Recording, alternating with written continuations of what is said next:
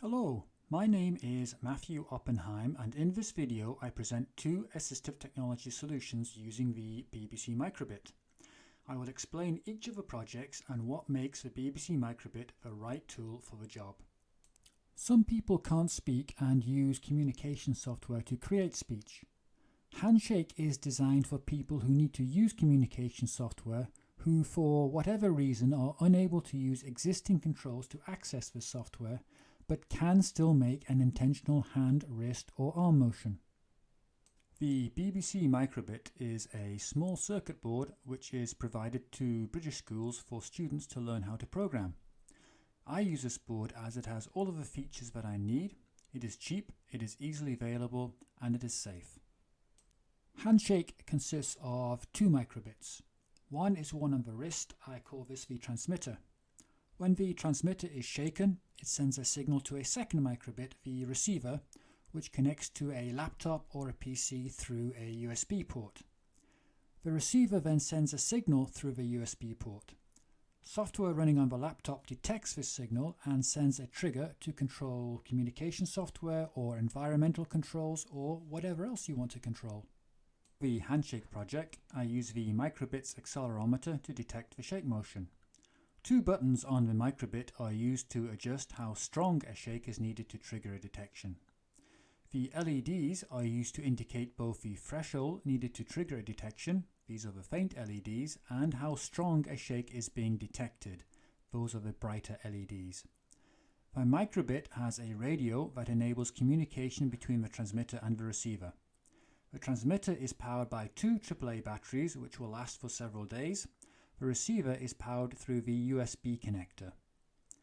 All of the tools needed to program the board are available for free. Now you can use an off-the-shelf iPod Classic armband to safely secure the transmitter to a wrist or arm, or you can make your own. Handshake was tested at Beaumont College with two students. Initial testing involved having a light activate in response to an intentional hand or arm movement. Now I designed Handshake to help with controlling switchable software. Making a light activate was seen as a first stage to learning how to use Handshake as a switch. A physiotherapist told me that just activating a light with hand motion is of use in itself, as this can be used to help some people associate an intentional action with an external change. The second project I will present is called Give Me a Minute. So what is a problem that Give Me a Minute solves? For many people using eye gaze devices to compose speech, it is difficult to see when they are composing a message. Give Me a Minute is a system that displays a moving pattern when communication software is in use. The system helps prevent trying to look over the shoulder of somebody who is using a communication device.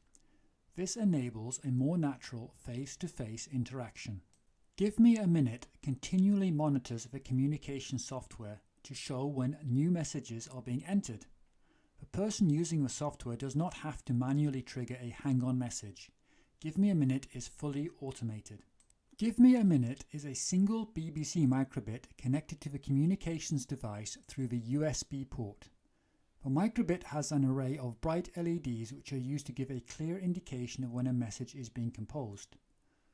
Software running on the communications device detects when there is a change in the speech being prepared, then sends a signal through the USB connector to the microbit, which displays a moving pattern.